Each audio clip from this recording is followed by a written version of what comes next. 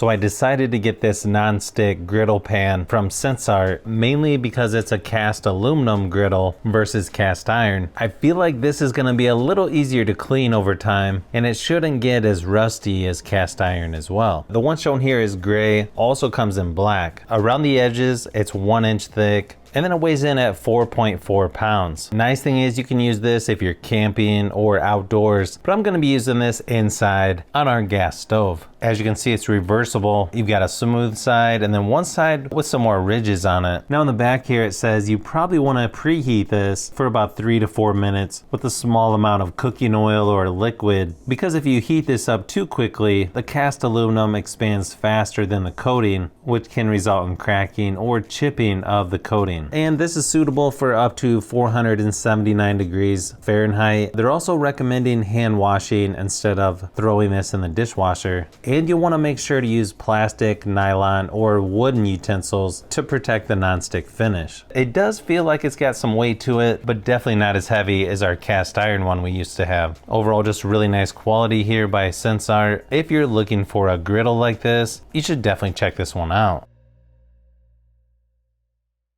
Thanks for watching, and I'll see you on the next one.